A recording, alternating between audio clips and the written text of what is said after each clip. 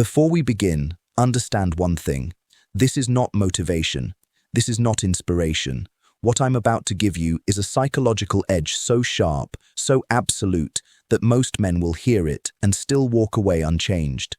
Because to change would require them to destroy the version of themselves they've spent years protecting. This mental shift will not make you more productive. It will not help you balance your life. It rebuilds you at the level of identity. It cuts away everything soft, everything scattered, everything that drains attention without returning power. Machiavelli did not write for the comfortable man. He wrote for the man willing to become something others cannot explain, cannot predict, and cannot control.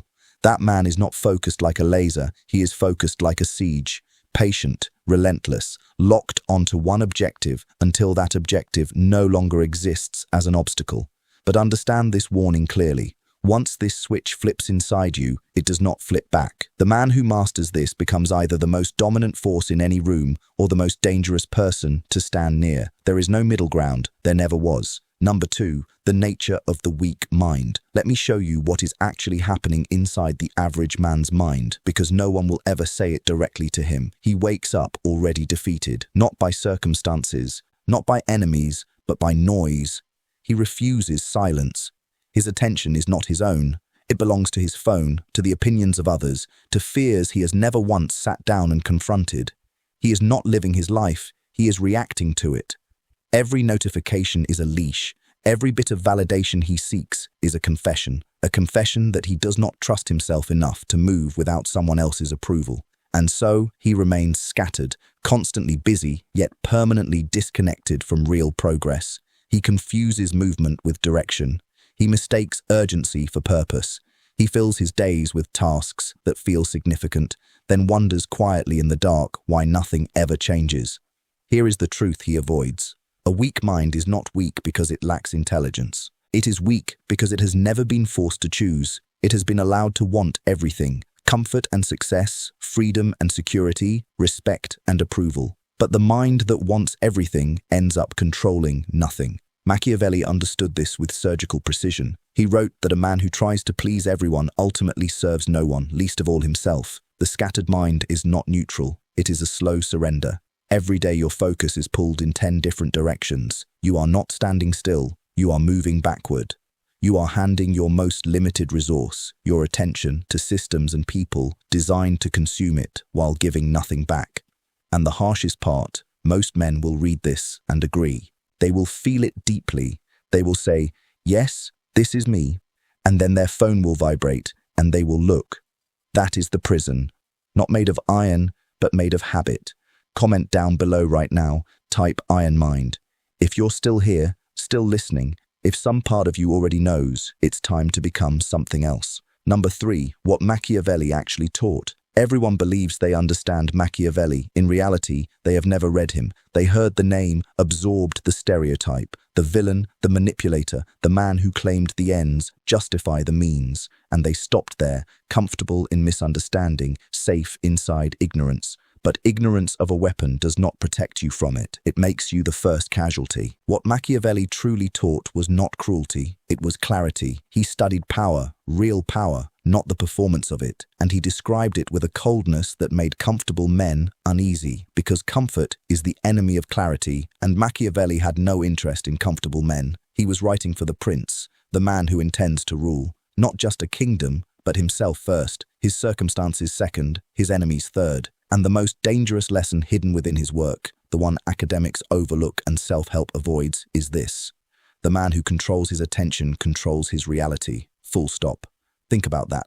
Not the most talented man, not the most connected or resourceful. The man who decides with absolute certainty what his mind will and will not engage with. That man becomes something the world cannot easily define. He cannot be baited. He cannot be distracted. He cannot be manipulated through emotion because he has placed his emotions in service of his mission, not in control of it.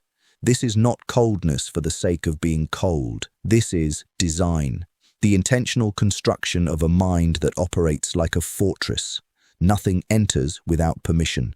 Nothing leaves without intention. Machiavelli watched princes fall, not to stronger armies, but to their own divided minds.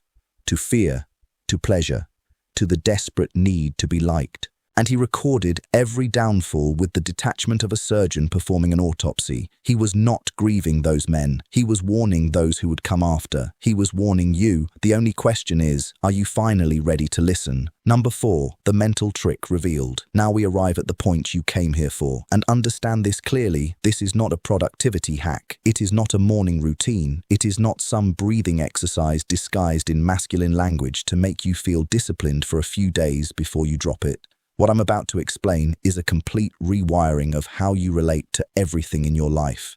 Everything. The trick, if we even reduce it to something that small, is this: the total, intentional, and ruthless elimination of everything that does not directly serve your single objective. Not reduction, not moderation, elimination. Machiavelli referred to it as the consolidation of force. Military strategists call it concentration of effort. Psychologists refer to it as cognitive narrowing. I call it the most freeing and most terrifying decision a man can make, because the moment you truly commit to it, you will see how much of your current life is nothing but dead weight disguised as meaning. Look at your attention right now. It is scattered across relationships that drain you, obligations you never chose, only inherited, habits that numb you, entertainment that consumes hours and gives nothing back. Every one of these things is pulling from the same limited reservoir. And your entire life, you have been told to balance it, to give a little here, maintain a little there, keep everyone satisfied, keep every option open. That advice was never meant to make you powerful. It was designed to keep you manageable. The man who spreads his focus everywhere is a threat to no one. But the man who locks onto one thing completely, obsessively, with the silent intensity of someone who has already decided the outcome, that man reshapes the entire room without saying a word.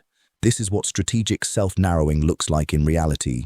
You identify the one objective that, if achieved, transforms everything else. Then, you examine your life with cold honesty and ask a single question about every person, habit, commitment, and distraction in it. Does this serve the objective or does it not? There is no third option, no maybe, no it's complicated. Either something is fuel or it is weight. And you do not carry weight in a campaign, you remove it. You remove it without guilt, without long explanations, without needing anyone's approval or understanding, because the man who needs permission to pursue his purpose has already given it away. Number 5, why it makes you dangerous. There is a specific kind of tension that fills a room when a truly focused man walks in. You have felt it before, maybe from the other side. Someone enters and something shifts. The atmosphere changes. Not because they are loud or demanding attention. The opposite. They are quiet, contained. Their eyes hold the focus of someone thinking about something far more important than the present conversation. And everyone in that room, without knowing why, feels slightly smaller. That is not charisma. That is not charm. That is the presence of a man who has nothing to prove because he is already moving towards something the rest cannot see. And that unseen purpose is what makes him dangerous. Understand what danger means here. It does not mean violent. It does not mean chaotic or unpredictable in a reckless way. It means uncontrollable. And an uncontrollable man is the greatest threat to any system, any person, any structure built on the assumption that you can be influenced. Most social systems, workplaces, relationships, hierarchies operate on an unspoken contract. That contract says you will care about what others think, that you will adjust yourself based on approval and disapproval, that you will remain readable, predictable, and therefore manageable. The focused man has destroyed that contract. He does not adjust, he does not perform, he does not soften his direction to make others comfortable with where he is going. He cannot be flattered off his path. He cannot be guilted into shrinking. He cannot be tempted by shortcuts because he has already decided the price he is willing to pay, and that decision is final. This is why people will call him cold. They will say he has changed. They will tell him he is taking things too seriously, that he should relax, that life is not meant to revolve around one thing. And every one of those statements is a form of manipulation, whether conscious or not, meant to bring back the scattered version of him that was once predictable and safe. Because here is what they will never say openly. A man without focus needs you. He needs your validation, your presence, your reassurance. But a man with absolute focus needs nothing from you.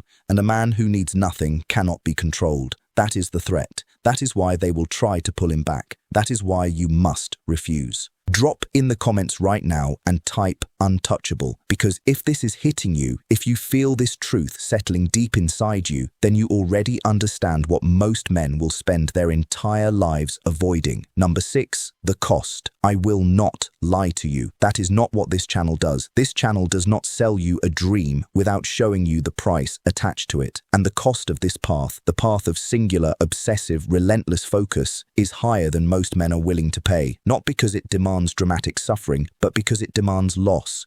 Real loss, quiet loss. The kind of loss that does not arrive with clarity or a cinematic farewell. It creeps in slowly, taking the form of distance. Distance that grows between you and the people who knew your scattered version and preferred him because he was easier to understand, easier to influence, easier to keep close. Let me be precise, because vague warnings are for men who cannot handle the truth when it is delivered directly.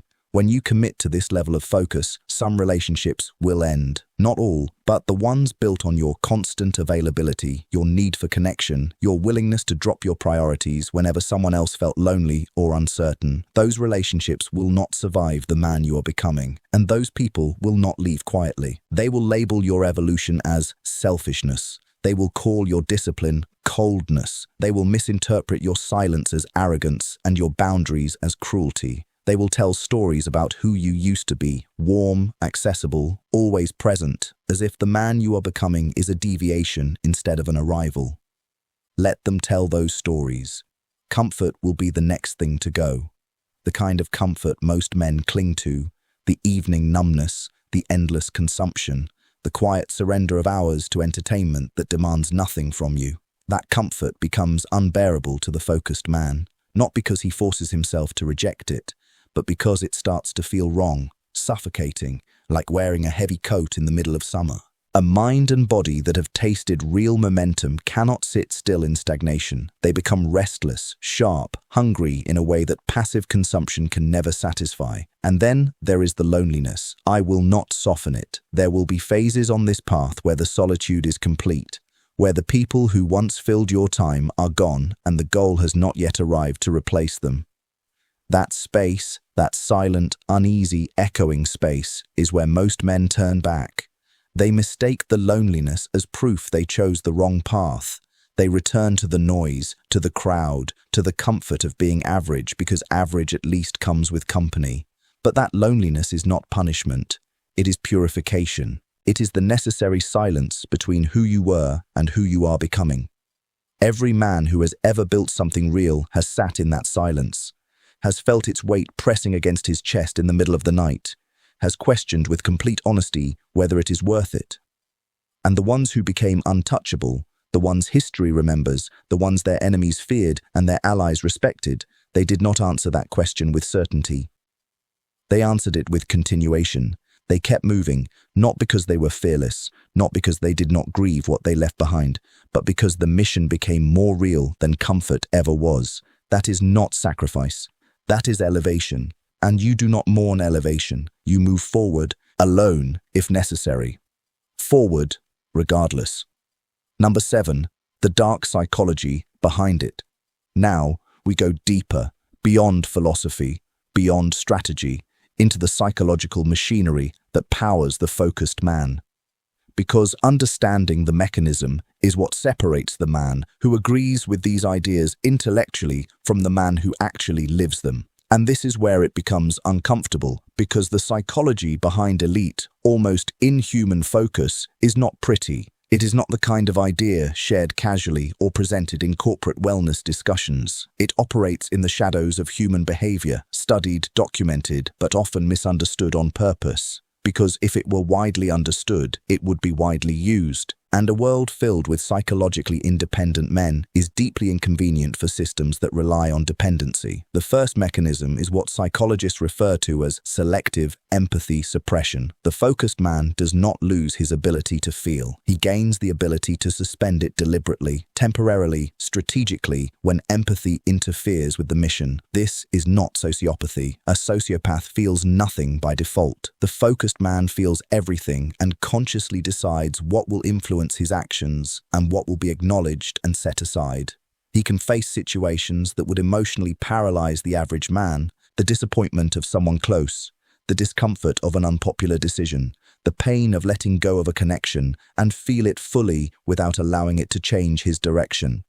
That space, that separation between feeling and reacting, is not natural. It is built. It is forged through repetition and through the practice of sitting with discomfort long enough that it no longer controls your behavior. The second mechanism is identity fusion with the objective.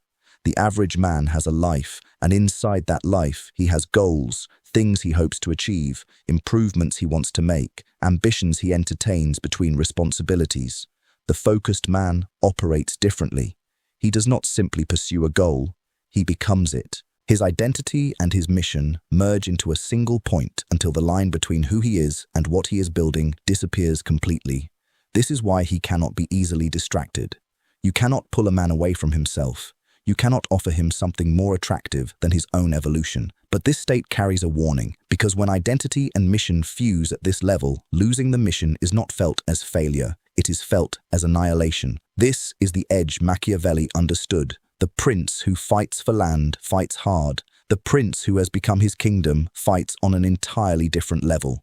The third mechanism is the intentional rewiring of the brain's threat detection system. The average man's nervous system treats discomfort as danger. Rejection feels threatening. Solitude feels threatening. Failure feels threatening. And so he builds his entire life around avoiding those feelings, which means he builds his life around avoiding the very experiences that would forge him into something powerful. The focused man goes through a deliberate desensitization process. He moves toward discomfort again and again, intentionally, not because he lacks fear. Fearlessness is a myth claimed by those who have not been tested deeply, but because he has redefined discomfort from a stop sign into a compass. Where there is pain, that is the direction. Where resistance is strongest, that is exactly where his attention must go. Over time, his nervous system adapts. What once caused retreat now triggers forward movement. What once felt like danger now feels like direction. And a man who has rewired himself this way becomes extremely difficult to manipulate, because every tool of manipulation depends on your instinct to avoid pain. Remove that instinct, replace it with hunger, and the manipulator has nothing left to use. That is not darkness for the sake of darkness. That is the psychology of the untouchable, built with intention, maintained with discipline, and always aimed, without exception, at the one objective that makes everything else secondary. Number 8. Who this is not for. I need to stop here and draw a line so clear, so absolute, that there is no room for confusion on either side, because everything discussed on this channel, every principle, every psychological edge, every uncomfortable truth is not for everyone. And that is not elitism.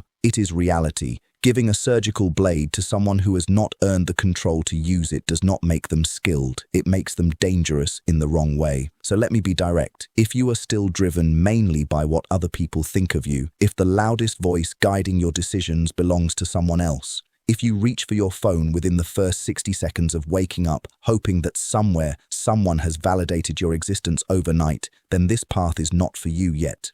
Not because you are beyond saving, but because you have not yet felt enough of your own emptiness to become truly hungry for what can fill it. If you need an audience to perform discipline, if you only train when someone might notice, only work when someone might praise, only sacrifice when that sacrifice can be displayed and admired, then what you are building is not focus, it is performance. And performance collapses the moment the audience disappears. The focused man does not perform. He executes in silence, in private, in rooms where no one is watching, where no applause exists, where the only witness to his effort is the mirror and the work itself. If solitude breaks you, if even 48 hours alone with your own thoughts pushes you into anxiety, distraction, or a desperate need for noise and company, then you do not yet control your mind. Your mind controls you. And a mind that cannot tolerate its own presence cannot be trusted to pursue a single objective through the long stretches of silence and resistance that real achievement demands. If you are addicted to comfort the way most modern men are, not the obvious comfort of excess, but the subtle comfort of always having an exit, always keeping options open, always preserving the possibility of retreat, then this psychological structure will not feel like freedom. It will feel like suffocation, because this path closes doors intentionally, permanently. And the man who needs those doors open as a form of security will never fully commit to the one door that actually matters. If you value being liked more than being respected, If the idea of someone thinking badly of you hurts more than the idea of dying without ever building what you were capable of building, then your priorities are arranged perfectly for a life of quiet mediocrity disguised as reasonableness. And most importantly, if you are here searching for permission, for someone to tell you that your current effort is enough, that your habits are fine, that all you need is a slight adjustment and a positive mindset, then leave. This is not that place. This channel does not give permission, it gives mirrors, and the mirror does not negotiate with what it reflects. But if you are still here, if you have read every word and felt not offense, but recognition, not resistance, but a cold, precise sense of truth landing exactly where it was meant to, then understand what that means. It means a part of you already knows. It already knows you are operating below your potential. It already knows that the scattered, approval-seeking, comfort-dependent version of yourself is not your true nature. It is simply the version you have allowed yourself to remain, and truly realizing that is the beginning of something that cannot be reversed. Comment right now, type, "I am the mission" in the comments below. Not for me, not for this channel, but as a declaration to yourself, a line carved into digital concrete marking the moment you decided to stop watching your own potential from a distance and start becoming it. Number 9, becoming inhumanly focused. This is where everything shifts, where we stop analyzing the problem and begin constructing the solution, not through a checklist, not through steps 1 to 10 that you save and never follow, but through a complete redefinition of what you are. Because you cannot build inhuman focus on top of an ordinary identity. You have to become someone for whom distraction is not just inconvenient, but completely incompatible with who they are. And that shift does not begin with habits. It begins with a decision so absolute, so clear, so stripped of hesitation and qualification that it registers not only in your mind, but in your nervous system, your posture, the way you walk into a room and take up space within it. The decision is simple. You are no longer available, not to every demand on your attention, not to every invitation to scatter, not to every person, platform, or passing impulse that tries to claim the time that belongs, without negotiation, to your objective. You are no longer available. Repeat it until it stops feeling like loss and starts feeling like protection, because that is exactly what it becomes. The first shift that happens when a man commits to this level of focus is his relationship with time. Time stops being something that happens to him and becomes something he directs. He stops seeing a day as hours to fill and starts seeing it as a limited resource to deploy. Every morning becomes a calculated decision. Every yes to something is immediately understood as a no to something else. And because he has already defined his singular objective, those decisions become effortless, not easy. There is a difference. Easy means without resistance. Effortless means without hesitation. The focused man still encounters resistance. He simply no longer wastes energy debating whether to face it. The second shift is in his relationship with people. This change is quiet but powerful. He does not become harsh. He does not become dismissive or arrogant toward others, but he moves from reactive to selective. He no longer allows proximity to determine influence. Just because someone is close to him, physically, emotionally, or historically, does not mean they have earned access to his attention, his energy, or his direction. He curates his inner circle with the same precision a general uses when choosing advisors. Only those who sharpen him remain close. Everyone else is kept at a distance that is respectful but firm. The third shift is his relationship with failure. The average man treats failure as a verdict, a judgment on his worth, his intelligence, his right to keep going. The focused man treats failure as information, cold, precise, useful information that reveals exactly where the gap between his current ability and required ability exists. He does not celebrate failure in a shallow, artificial way by pretending it does not hurt. It hurts. He feels it fully.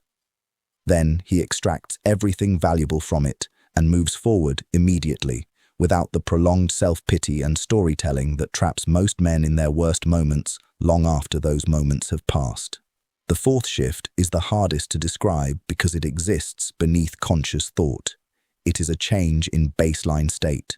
The unfocused man lives in drift, a constant, low-level, scattered attention he has experienced for so long that he mistakes it for normal.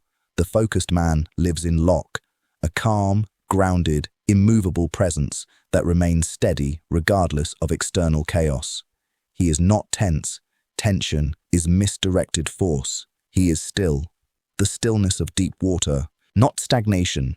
Beneath the surface, there is movement, direction, power, all flowing toward the objective while appearing, to those observing, as an almost unsettling calm. This is what inhuman focus feels like from the inside. It does not feel like grinding or forcing yourself through resistance. It feels like alignment, as if every part of you, your thoughts, your time, your energy, your identity, is finally aimed in the same direction at once.